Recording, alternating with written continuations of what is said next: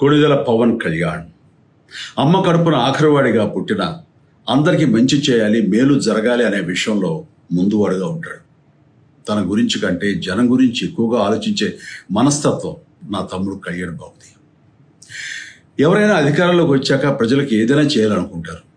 కానీ కళ్యాణ్ తన సొంత సంపాదనని కౌలు రైతులు కన్నీళ్లు తుడిచేందుకు ఖర్చు పెట్టడం, సరిహద్దు దగ్గర ప్రాణాలొడ్డి పోరాడే జవాన్ కోసం పెద్ద మొత్తం అందివ్వటం, అలాగే మత్స్యకారులు ఇంకా ఎందరికో తాను చేసిన సహాయం చూస్తుంటే ఇలాంటి నాయకుడు కదా జనానికి కావాల్సింది అనిపిస్తుంది.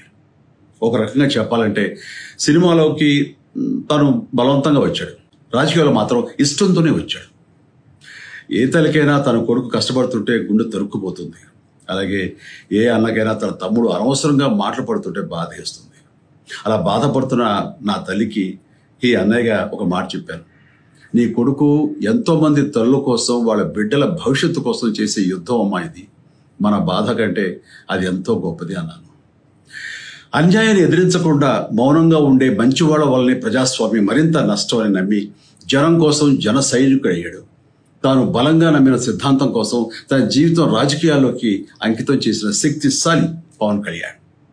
ప్రజల కోసం, రాష్ట్ర భవిష్యత్తు కోసం ఆ శక్తిని వినియోగించాలి అంటే చట్టసభలో అతని గొంతు మనం వినాలి.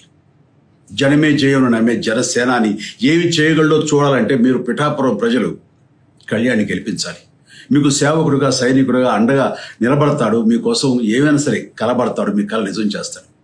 పిఠాపురం వాస్తవ్యులకు మీ చిరంజీవి విన్నపం, గాజు గ్లాసు గుర్తుకి మీ ఓటు వేసి పవన్ కళ్యాణ్ని గెలిపించండి. జై హింద్.